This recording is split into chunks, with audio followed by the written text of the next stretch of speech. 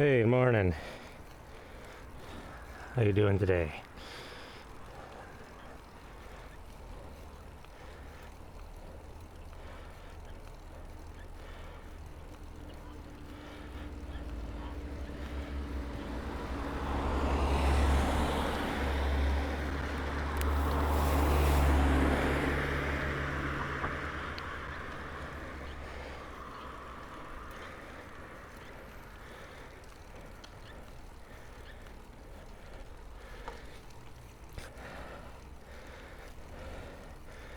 Text-to-speech enabled.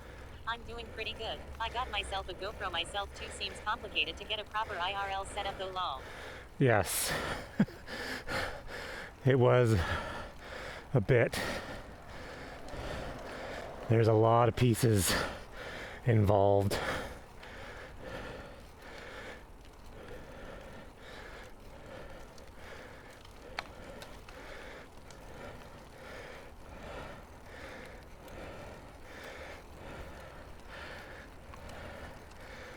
One sec here. Stop. I rolled my ankle in the yard yesterday and boy is it swollen now. Oh crap.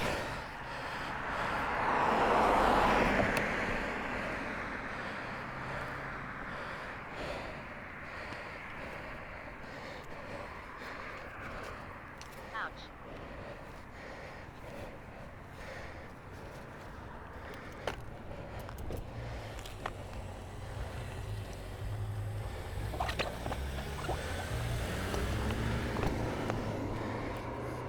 I hope you're doing something fun at least while you rolled your ankle. Not doing yard work. Did you end up getting banned?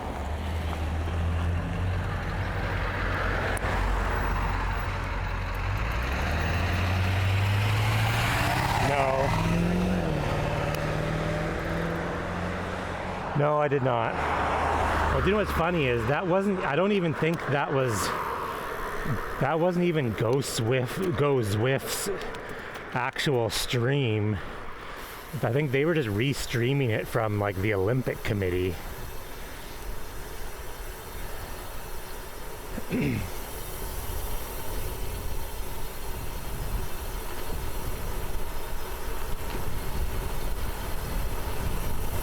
I appreciate what they were trying to do.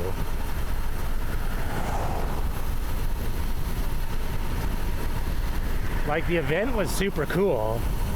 It's just honestly, Zwift is...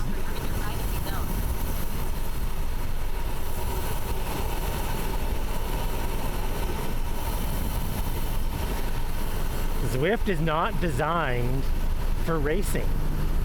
As much as they like try to force racing on the world, Zwift's server setup is not accurate. And it totally showed up a bunch of times in close races yesterday. Like it looks bad.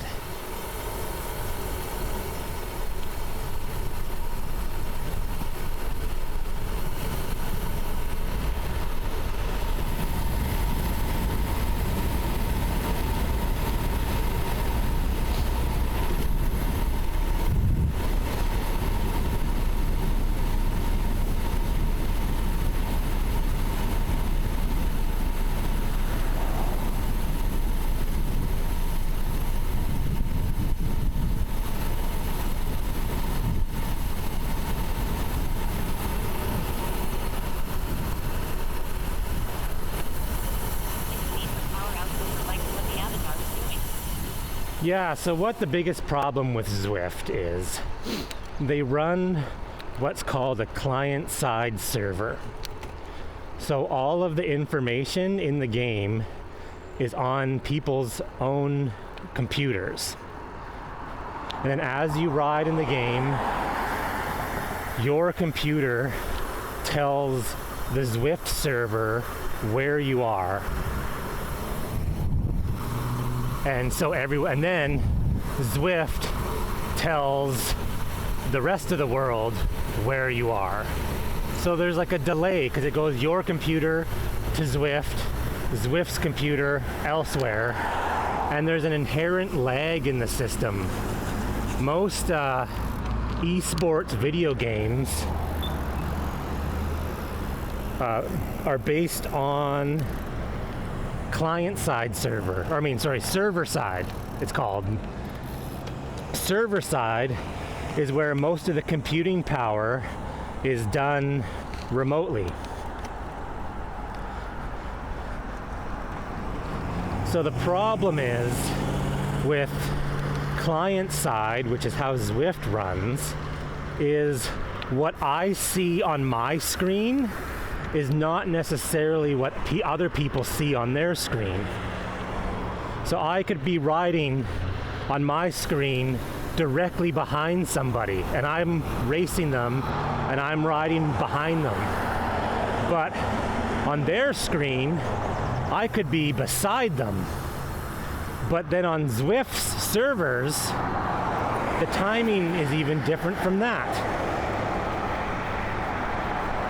So the problem was, you have an Olympic esport event with spectators watching, and everyone is watching on screen the race, and because you have extremely high level athletes, the races were very close. And there was a few times the actual finishing results didn't match what you were seeing on the screen. On the screen, the person in yellow was clearly half a bike length ahead of green and blue. But in the results, they were like, no, green won. So how can you be taken seriously? Like, it doesn't match. And so like the commentators and all that, you're watching this race and someone goes to sprint and you're like, oh yeah, here's the sprint finish, and everyone is screaming, yay, you won, and then the results come up and it's like, well no, actually you didn't win. The guy that was a bike length behind you on the screen, he won.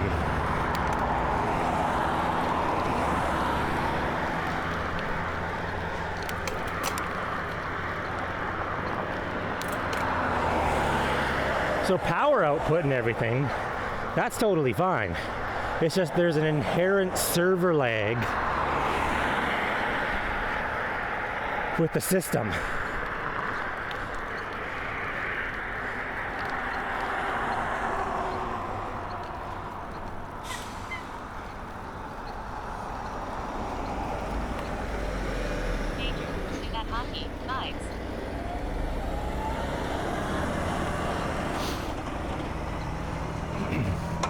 So I don't know how you really fix it though.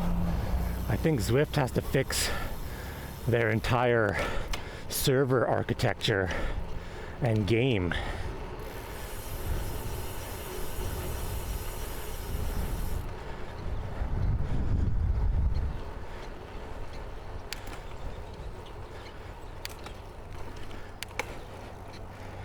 Hey Village, how's it going?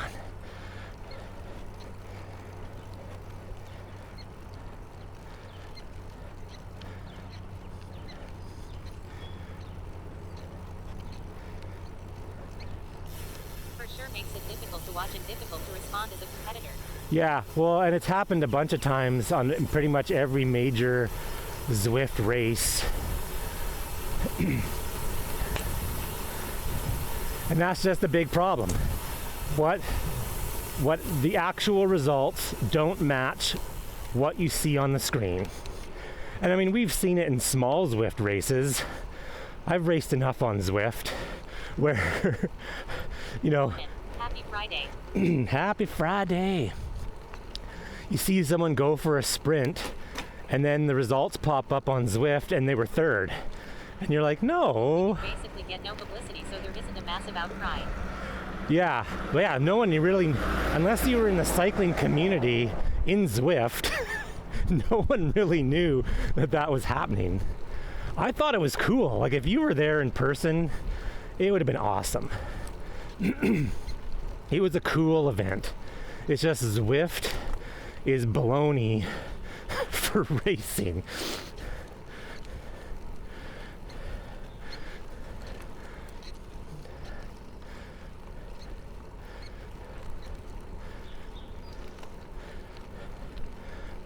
See, RGT runs server side.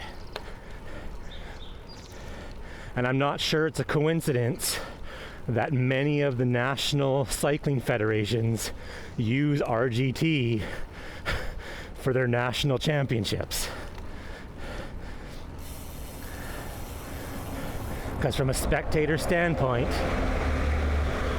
if you're watching an RGT race, what you're seeing is the same as what everyone else is seeing. Brian did videos on this years ago. You should dig up his videos. If you ask him, he'll show them to you on his stream. But he did videos of this years ago, showing himself in a pack, the buddy that he's riding with over here, but on his screen he's here. The thing is, apparently on the Zwift server itself, the order is correct. It's just what you see is incorrect. So the real person is getting, the proper person, not the real, the proper person is getting the credit for the win if they win. It's just from a spectator, and what you're looking at on the screen is wrong.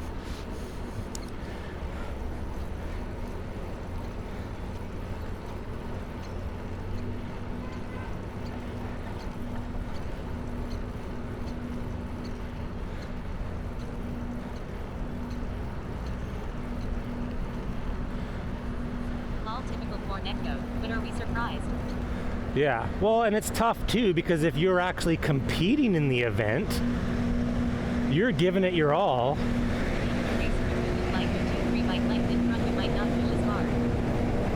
Well, exactly, that's exactly it. Like, if you think you're somewhere where you're actually not, that changes your strategy.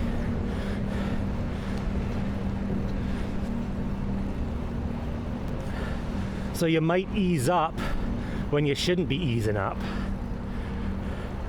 Or you might be going easy when you're being like, oh, I should have actually pushed over that hill right there.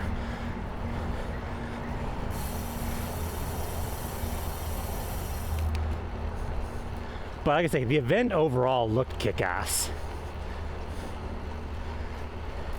And it wasn't a Zwift event. It was an Olympic event. So Zwift wasn't really the one putting the event on. It's just they used Zwift.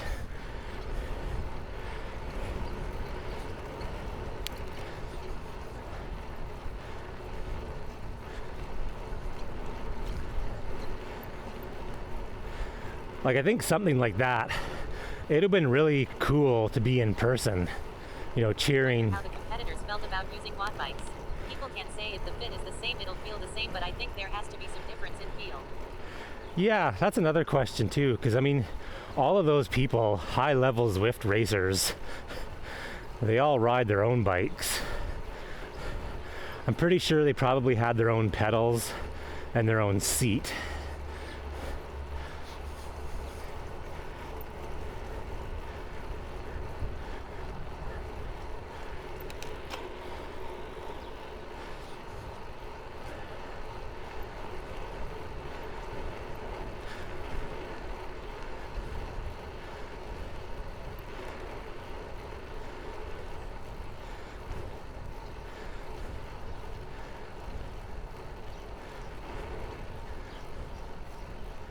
I mean, watt bikes are accurate as well. I mean, they're on par with all the other. Watch a bit, but really wish they got rid of the massive borders.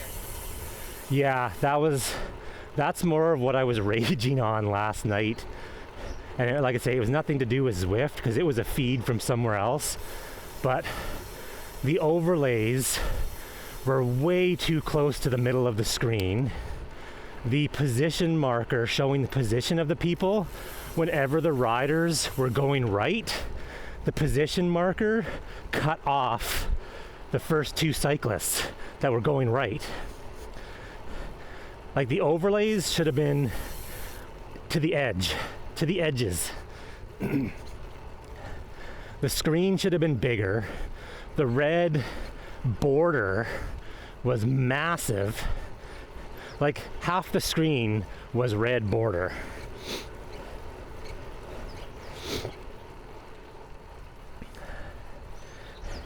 And the camera work was infuriating.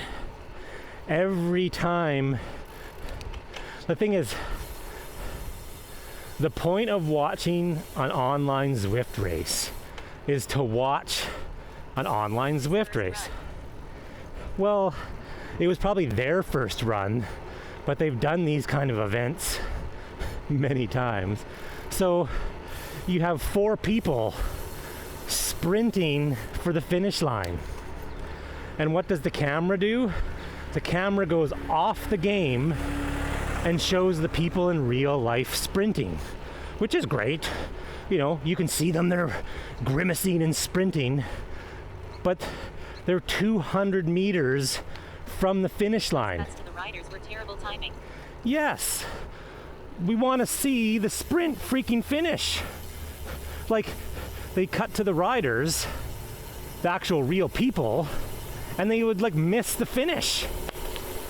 Or they would cut back to the finish with like 5 meters to go and be like, oh look, we caught the finish. Well, no, like that's not what we want to see. Imagine cutting to the crowded gun start of a 100-meter sprint omega long. Yeah, or what they would do is they'd have a nice, awesome side profile of the sprint. And you'd see one rider slightly get ahead, and then they'd switch to like the third person behind view. And you're like, well, where'd that other person go? Like, are they in the, like, it's just, it was just, like, watching that, I was just like, and the problem is, like, we all stream, and we've all been there. But yeah, and I mean, like, picking camera angles is not hard. They should have literally just left it on drone view the entire time. Like, drone view.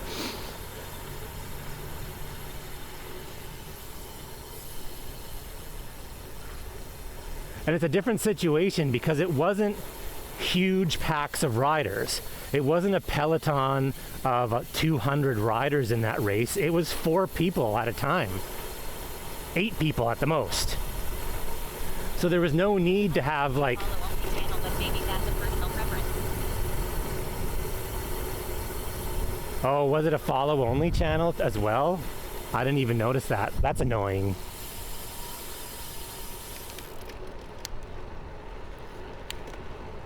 I don't like follow only, like at all.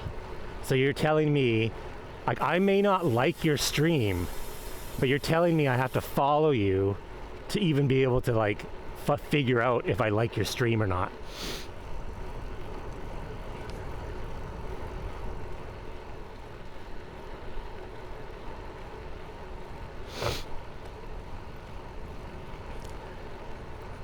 It's hard not to turn it into like a Zwift bashing thing, but like I say, the event was kick-ass. The idea is awesome. Yeah, plus follower mode is meant to protect an individual right. Swift is a big company, there is no reason for follow mode. Yeah.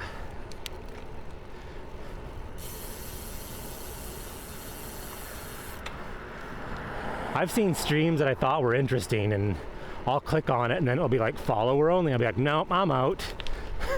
Sorry.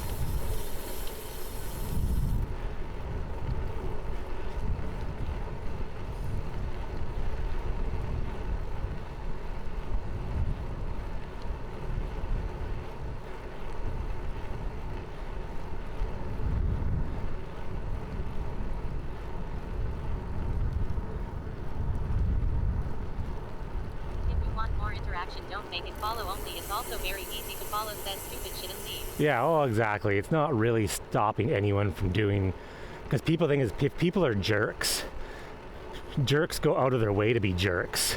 So follow only mode is not going to stop the jerks. They'll follow, say something, get banned, and they did they did what they wanted to do.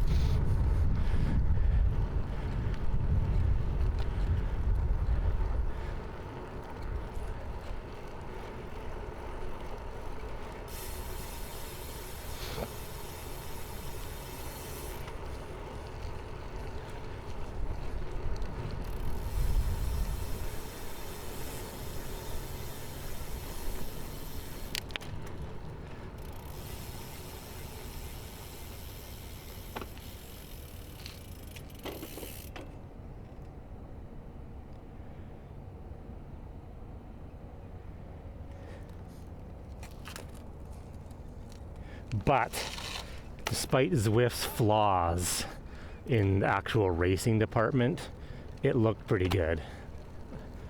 Zwift currently still kind of looks better than all of the other platforms.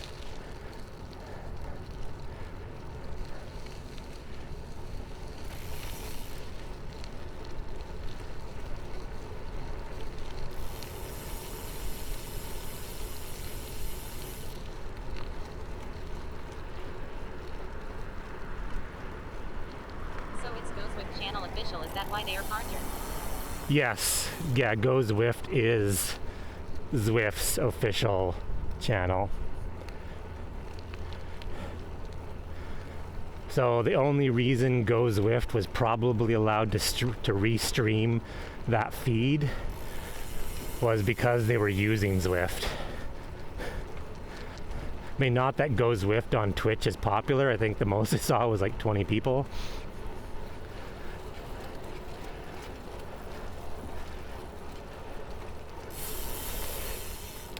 Apparently there was like 300 watching it on YouTube.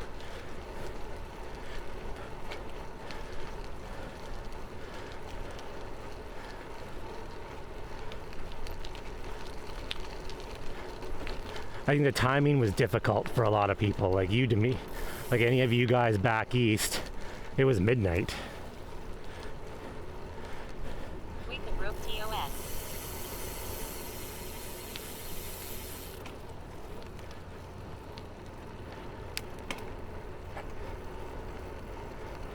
I'm not sure what it was streaming on YouTube as. Maybe it was the Olympic channel. I'm not really sure. I didn't watch it on YouTube, but the timing for me was pretty good. It was 9 o'clock at night. That wasn't bad.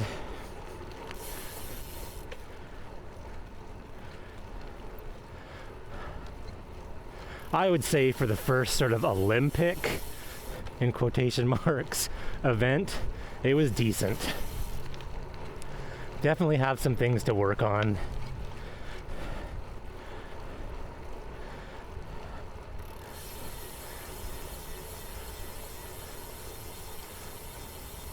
I mean, I appreciate the people that they did pick were extreme high level racers. Olympics even involved? No, because I think they're talking about making it an actual Olympic event. So they were doing a esports for like an Olympic esports. So they have like, they picked a bunch of games, like they have like Gran Turismo where people were doing qualifying. Apparently they had 5 million people trying to qualify for the Olympic Gran Turismo. It's just another way for the Olympics to get some more money, get into esports. Oh, you won a gold medal at the Olympics for esports.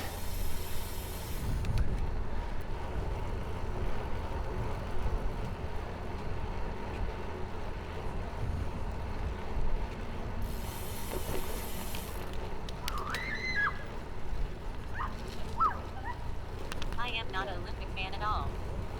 No. I've kind of... the Olympic Committee, the Olympics themselves, you know, it's funny because they can't even find cities to host the Olympics. I mean, the requirements are insane.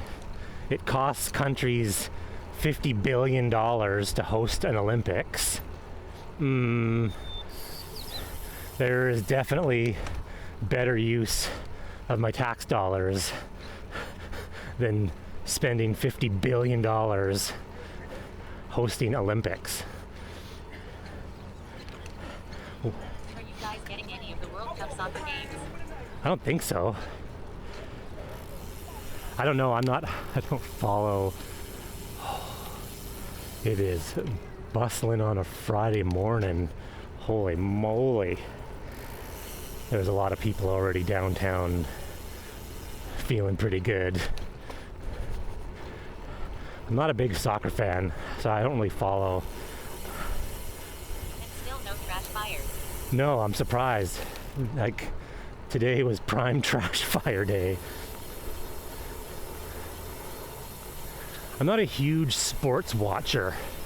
Like, I love indoor cycling and I love cycling, and even then I don't really watch cycling. Tour de France I watch more than any other event, but I don't know who won what at the Giro. Paris-Roubaix, I usually follow that, but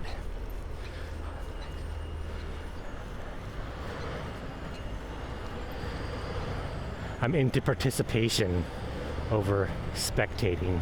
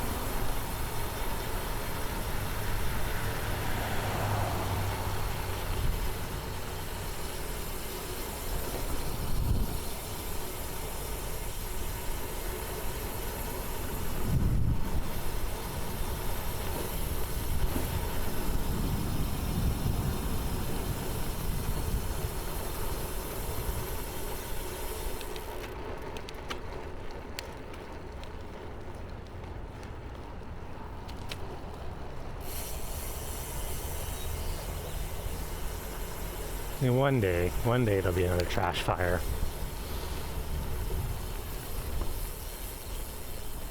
Almost went to look out the window, thought those bird sounds coming from here. Oh, birds are getting a little crazy back there with the seagulls.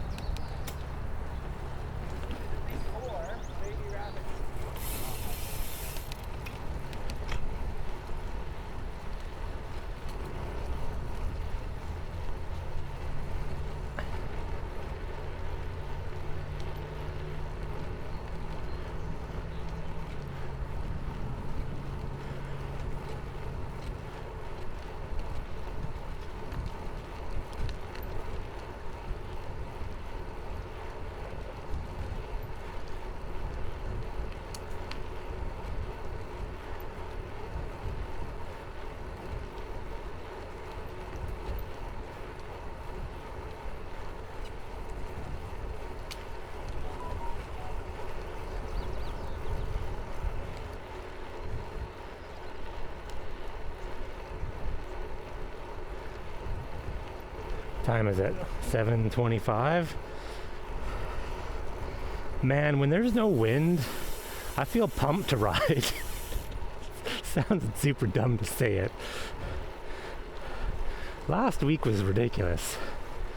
It was so windy last week. All I wanted to do was just get to work because I was fighting the wind the whole time. And yesterday and today, it's just pleasant. There's no wind. It's just like, yeah, I want to ride.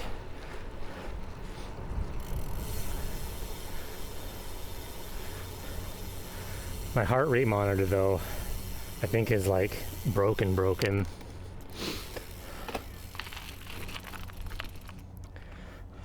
I think I sweated too much. I rode indoor last week. And I think sweat got into the heart rate monitor. Oh, look. I don't know if Never ride at night. Feels faster. there's a seal right there. All you can see is its head. Oh, just went under.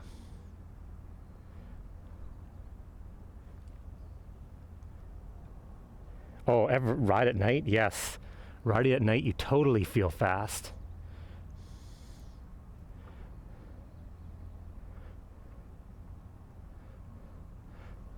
I've done a few gravel night rides, but they felt fast because they were fast. Because when you have your headlamp, all you can see is in front of you.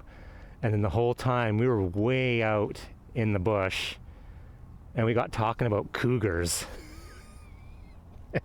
And we'd start riding faster and faster because all you can think of is in the blackness behind you was a cougar jumping out at you.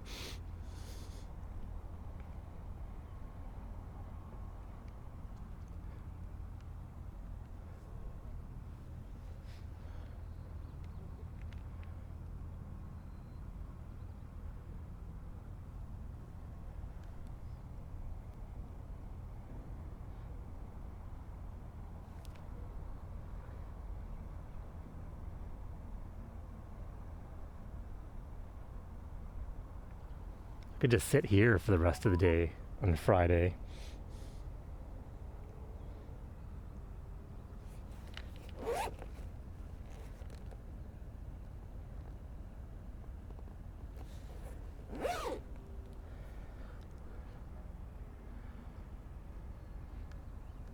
Okay, I need to get going. If I want to ride extra, I can't sit here any longer. Still need to get to work at somewhat of a decent time.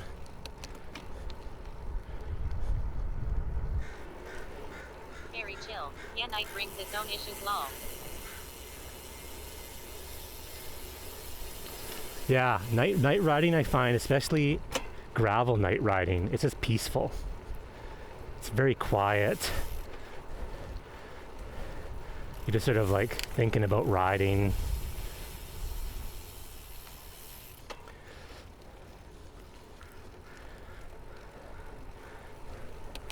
There's less distractions because it's dark.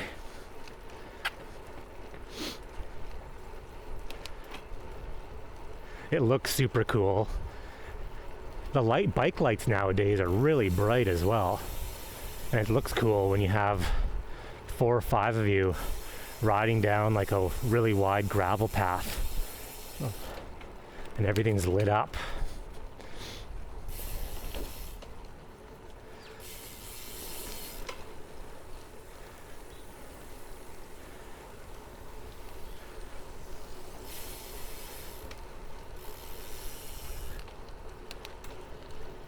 So calm out today.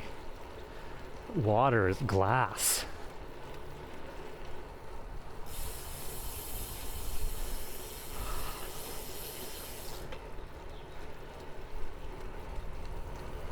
The zen of a Friday morning, don't y'all love it?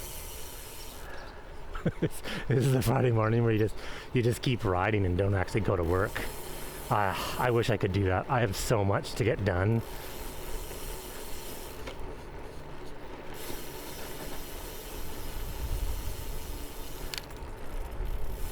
Well, this weather too, like this is about perfect.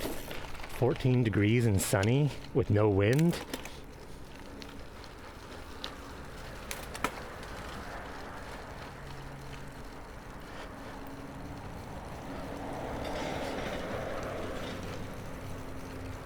There we go.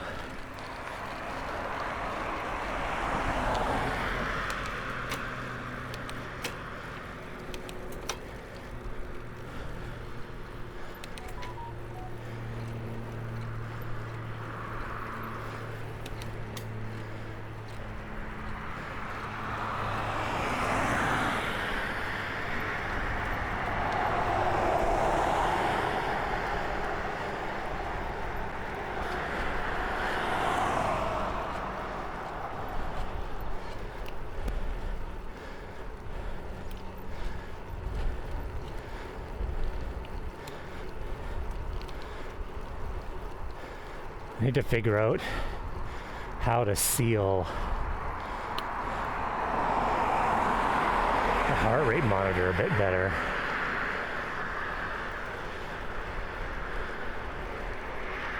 It's the problem indoor riding. You sweat so much more than riding outside. Well, you probably sweat the same. It's just outside, the wind evaporates the sweat faster than it does indoor. Indoor just falls on the floor.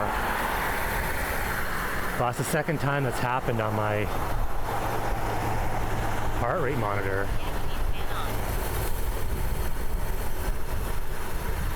Where, and the way you lean on your bike, it kind of lets the sweat sit on the back of the heart rate monitor, and sweat got into it. I thought the battery was dying, so I replaced the battery this morning. When I opened it, there was like water or sweat in there.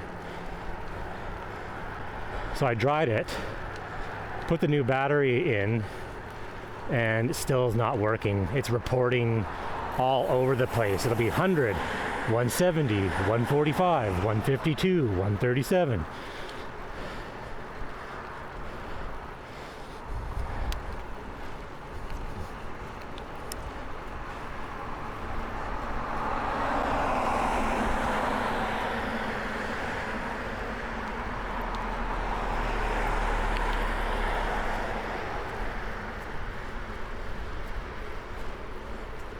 I don't know, maybe a piece of duct tape on the back.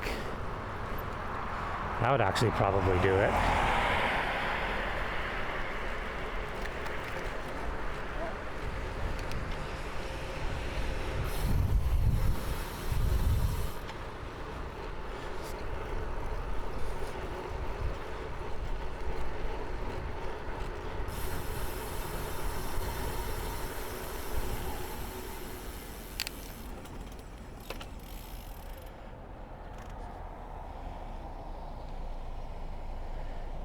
Yeah, it seems indoors, no matter how many fans you have, you can use more fans. Yeah, I was thinking, because the batteries last, that's actually probably a good idea. Or even like hot glue, or the batteries last for like 8 months. So it's not like you need to get in the battery often. So yeah, I think like dry it out, test it, make sure it works, and then if it works, silicone it just around the door seams.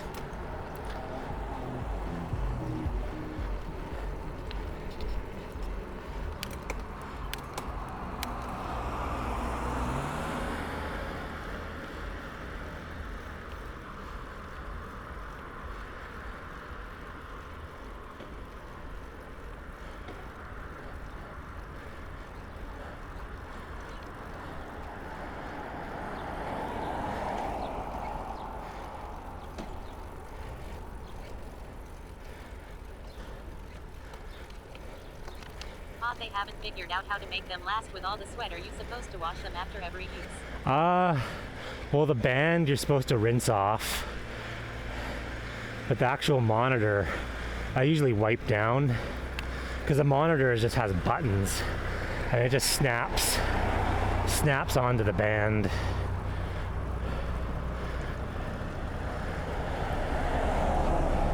Like I said, I've used the same brand heart rate monitors for years and years, and for me, they've worked the best.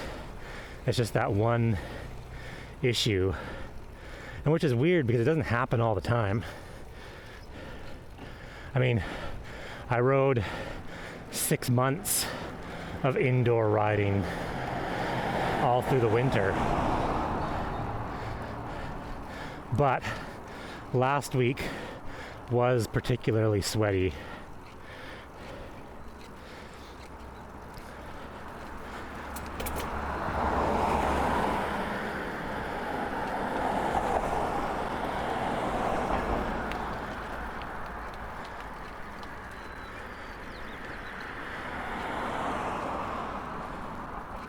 And of course, they're sealed enough to try to not let sweat in. So once sweat gets in, it's not getting out.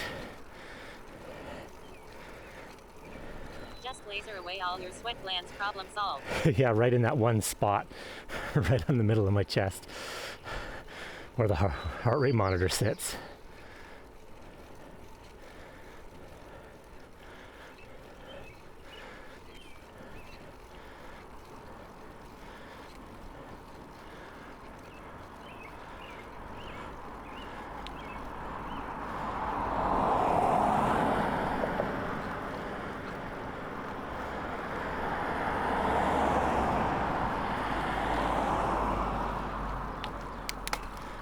Oh, I had 2 more gears left. Sweet. It's a good day.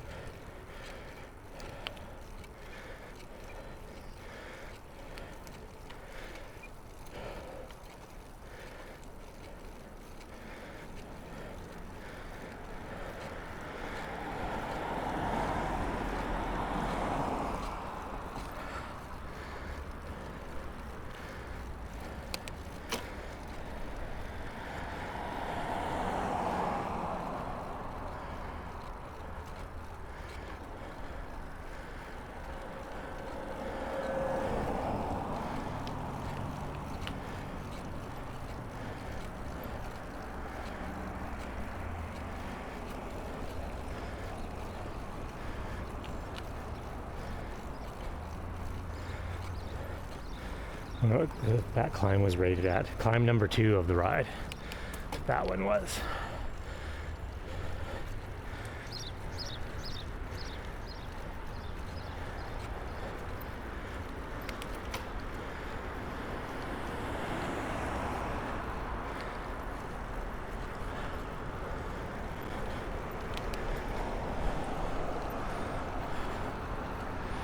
All right, we're gonna go long.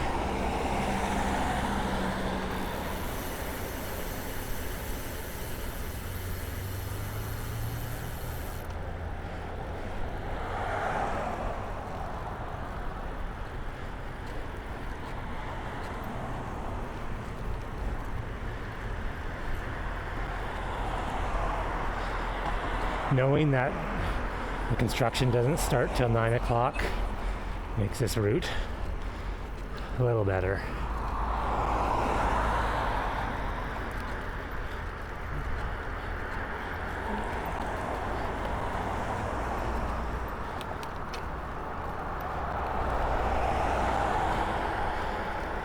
The later I get into work, the more chances there is of someone else making coffee.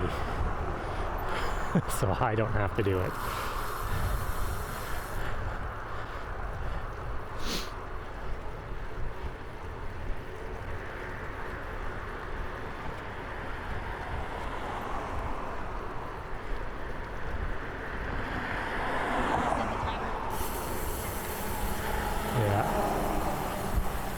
Well, I think what happens is someone makes coffee early, but everyone drinks it all. We need a bigger coffee.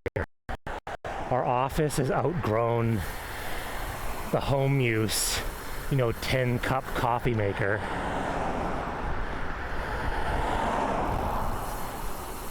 Everyone has these gigantic mugs. It takes 4 cups of coffee. So someone makes a pot, and then 3 people get coffee, but 5 people want coffee. So then another pot has to get made. We need a proper big one. My old job, we made coffee for customers in K-cups. Yeah, we did that for a long time, but it takes too long because then you get people waiting.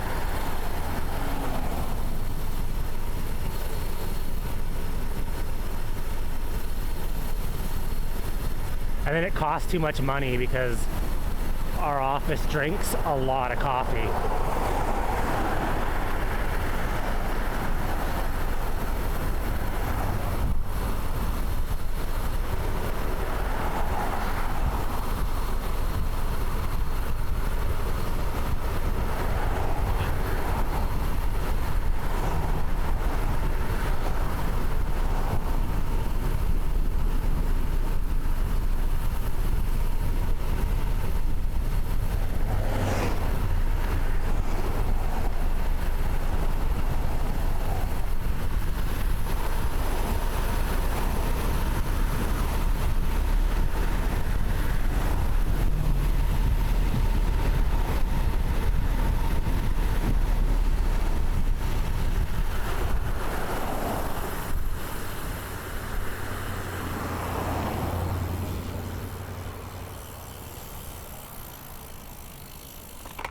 Actually, like I was speeding.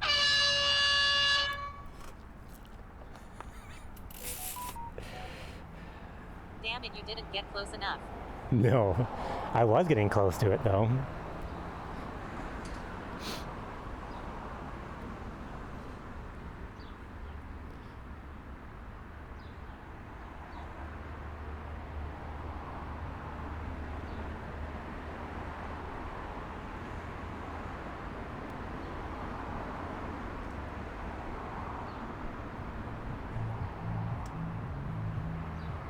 No dog's worst park ever.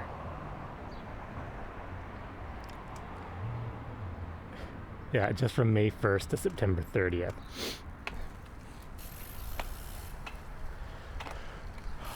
There's a bunch of beaches like that. From May to September, you can't have dogs on the beaches because this is the migratory... Go on the beach, I guess. Yeah, just on the beach. Because this is the migratory pathway of a certain kind of goose. Not a Canada goose, but I think a Brant's goose, which apparently is endangered. And the Brant's goose migrates like tens of thousands of kilometers, and they use these beaches to feed. And apparently if the goose smells like predators, they won't stop, and then they'll just keep flying and die. So there's a bunch of beaches along here, like here, Parksville, that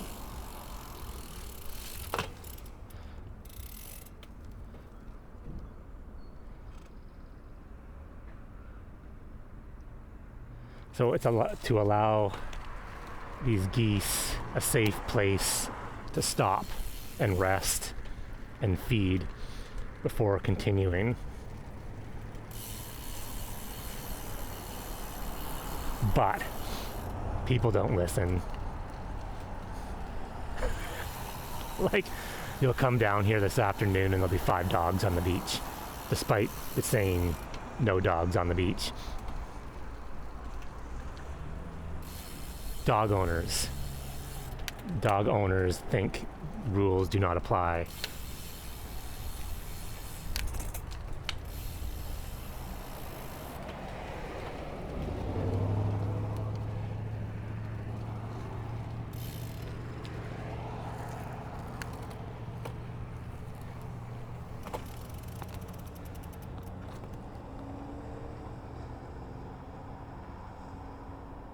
Dog owner and cyclist the worst. Yeah, cyclists don't follow the rules either.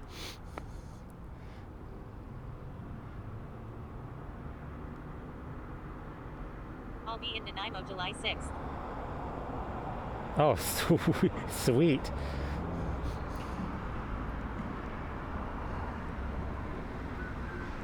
Trying to think what's going on July 6th. Is there some sort of special event? Because people usually only come to Nanaimo if there's like a special event going on.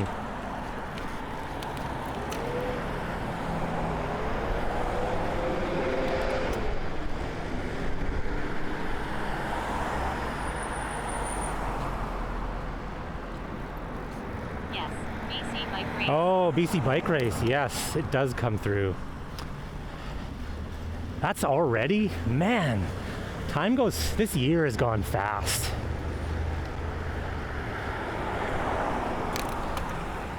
Yeah, BC bike race, that's a good time. Does it actually have a race stop in Nanaimo? Or is it just passing through?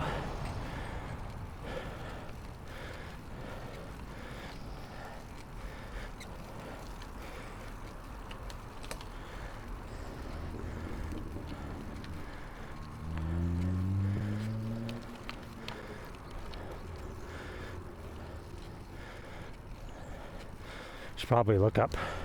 Yes, stage 4 is in Nanaimo. Oh, nice.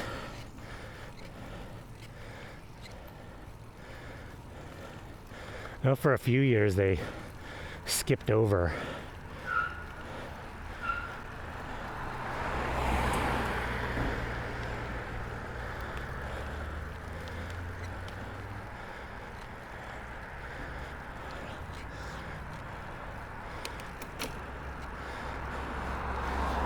I should go look up the course.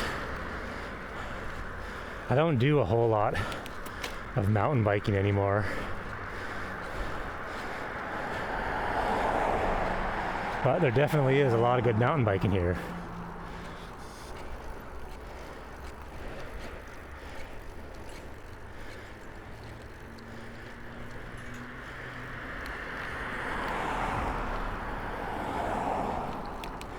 Yeah, BC bike race, that attracts a ton of people.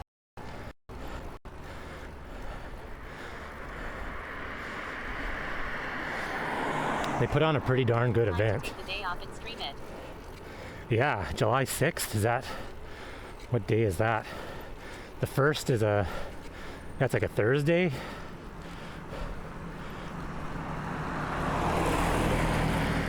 But 150 racers this year. holy crap. Oh, look at that e-bike. Look at him go with his fat tires.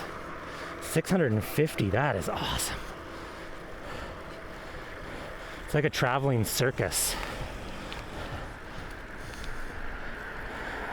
Yeah, streaming it would be a great idea until you get anywhere near the woods and you lose cell reception.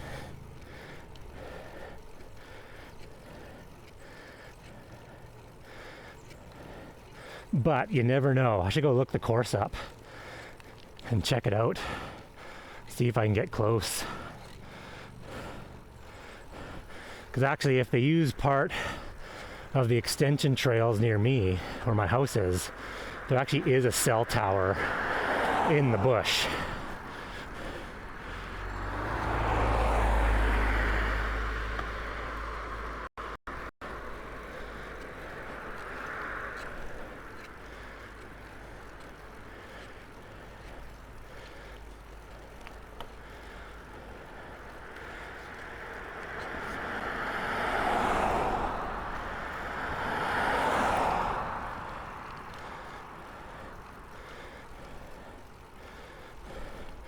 So does it still finish in like Squamish Whistler area?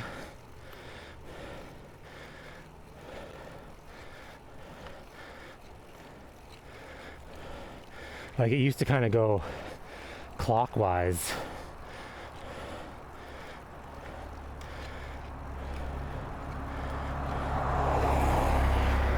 Like it used to finish with the Sunshine Coast and then up to Squamish.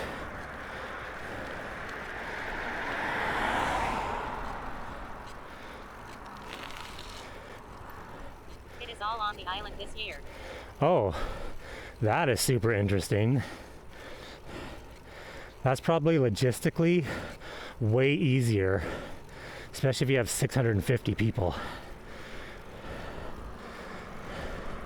Because there used to be 3 ferry rides. Well, if it's all on the island, I'm definitely going to have to... Finished in Cumberland. Oh yes, the Cumberland finish. See that? Cumberland is the hipster capital of the island. That's a great place. Super awesome beer and food. How long is the race? Oh,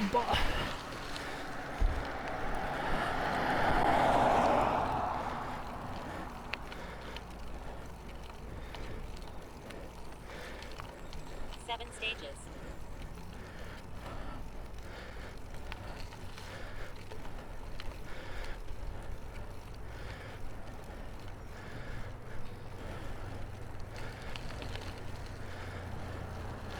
man, if it's all on the island, there's probably a bunch of people that I know that are doing it.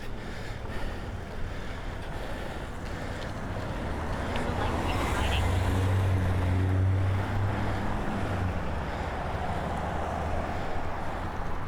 You're gonna miss Wednesday Worlds. Riding the BC bike race. Ranging in length of 35 to 50 km each stage.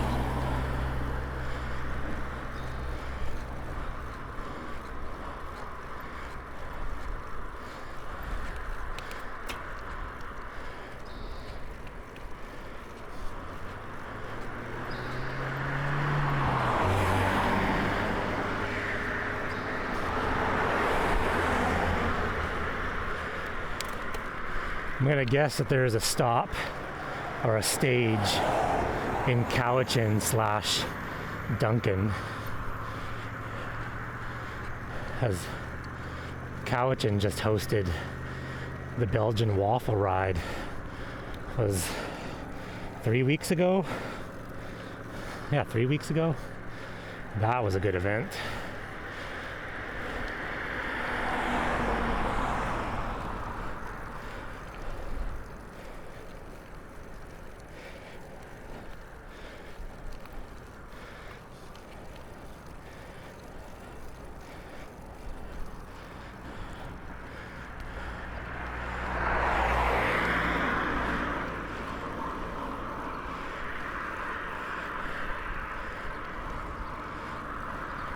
Gas stages on Maple Mountain and Mount Suwala. Oh yes, those are good ones.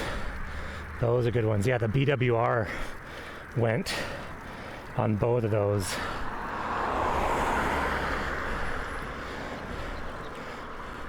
Maple Mountain got some sweet, tight single track and fairly smooth.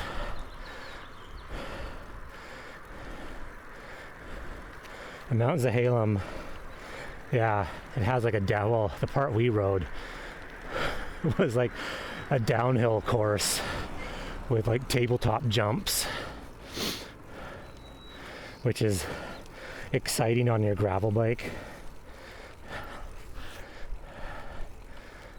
Maple Mountain was very early on in the race and caused massive traffic jam.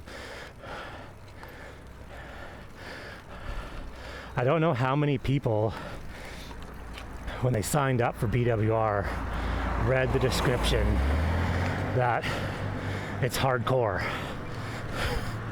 there was a lot of people who I don't think had ever ridden a mountain bike, or they owned a gravel bike, but had only ever ridden on groomed gravel paths, because the single track destroyed people.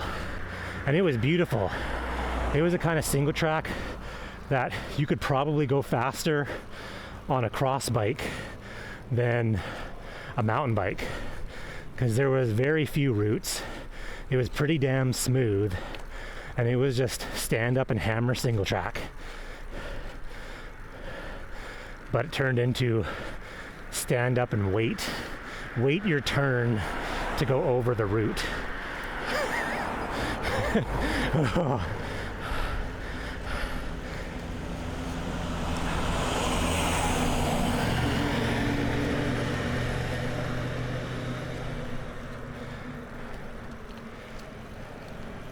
Sweet. I have a suspension fork on my gravel bike. Probably would have. Oh yes, actually. That would have been awesome.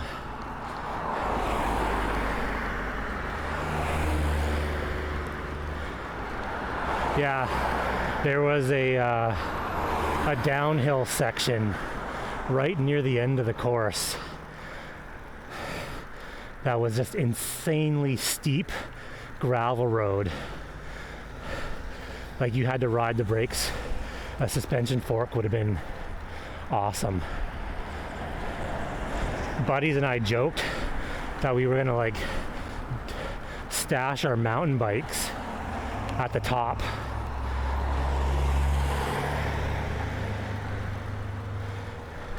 Actually, it's funny. BWR was, I want for next year a suspension fork and aero bars. That was like the two things that would have been fantastic.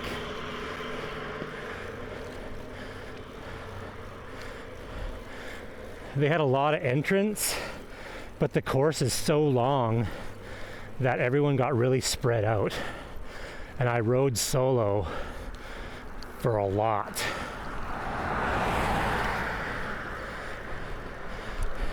And you get into that weird spot where you're either being caught by people or you're catching people. Like, there's no in between. There's no in between of like finding someone that you could tuck behind and draft.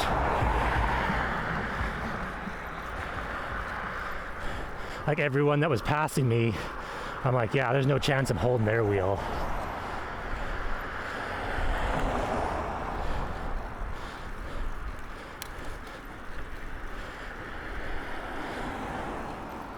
But that's gravel. It's like the Wild West. It's like suspension seat posts, suspension stems, aero bars, suspension forks.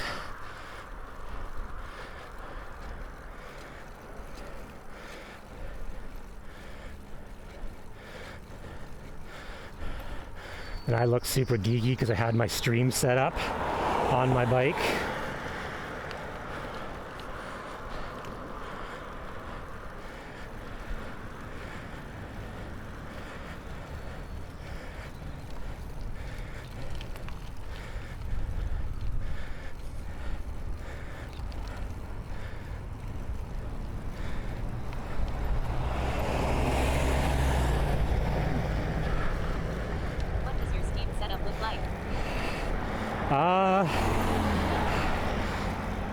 I have I'll send you a picture on Discord, but it's GoPro.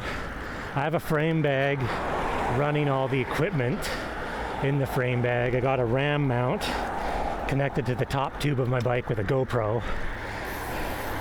I got my cell phone on my stem. You can kind of probably see it in the top of the video. That's running USB tethered as a modem and chat.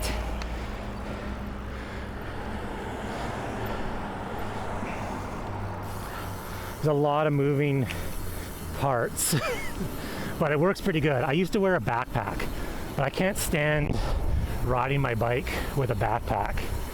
So it took a few versions to get to where it is now, but I much prefer everything being mounted to the bike.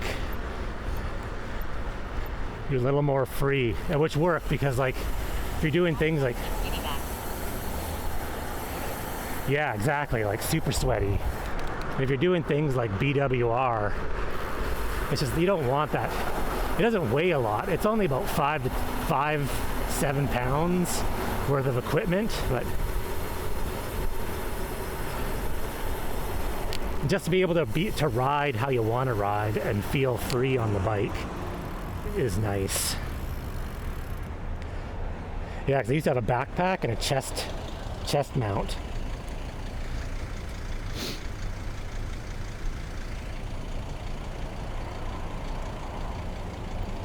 But like anything IRL for streaming, I've made like 7 revisions of my current setup.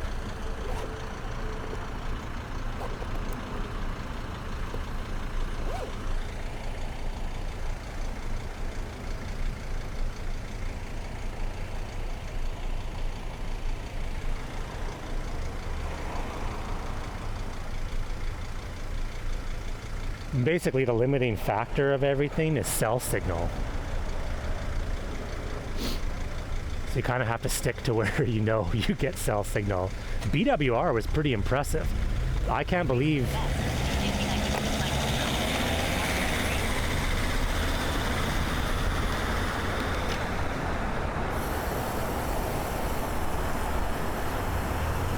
Yeah, there's a couple awesome shoulder mounts. Stuntman makes a kick-ass shoulder mount that goes onto a backpack. See, if you're racing with just a... Oh, it's cool. If you're racing with just a GoPro is fine, because just a GoPro by itself is so tiny, but I have like wires. I have 2 modems. I got a modem, well, 1 modem, 1 phone. I have a Jetson Nano that does all the encoding and cell bonding. It's a bit of a bunch of batteries. But I was having technical difficulties with my system. So despite there was many places that I had cell signal, but my system was busted. So I think in the 6-hour race, I got 2.5 hours of actual like stream, which is still pretty impressive. You're up in the bush, and I was getting cell signal.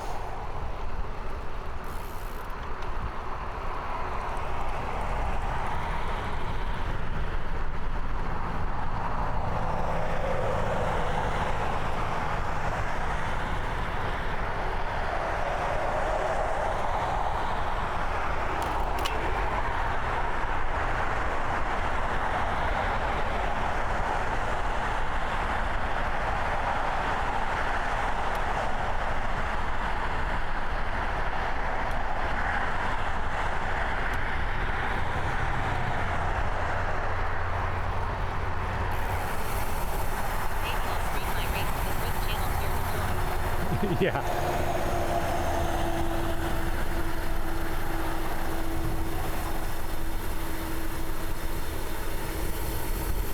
Yeah, if you just use a GoPro, you could stream through the GoPro app direct to Twitch. I've done that a few times. I think you can actually go direct through the GoPro app to YouTube as well.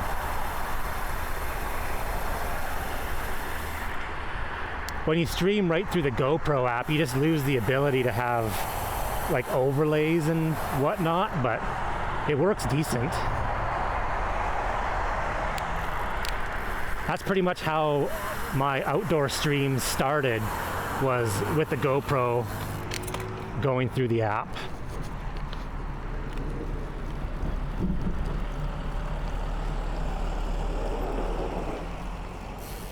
I think with GoPro to YouTube, still thinks you're mobile, so you need the 1,000 subs. Oh, GoPro, yes. Yeah, for YouTube? Yeah, that's a dumb rule.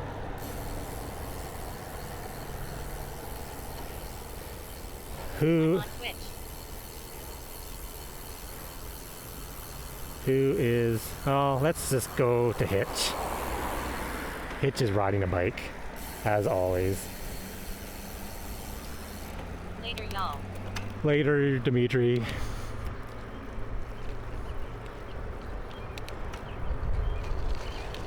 Yeah, I used to like... Only prob is if signal dies.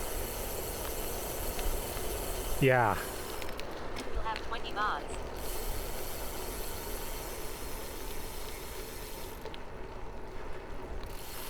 I used to multi-stream to both Twitch and YouTube, but YouTube is like dumb for live. There's no way that people can find you easily unless they already subscribe to your channel. The discoverability on YouTube is horrible. Make a right, hit the bike park. I should. Oh, man, they need cell signal at the bike park.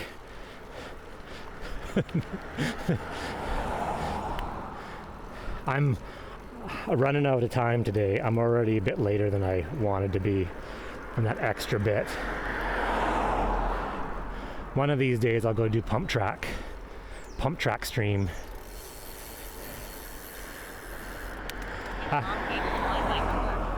Actually, I haven't been to the pump track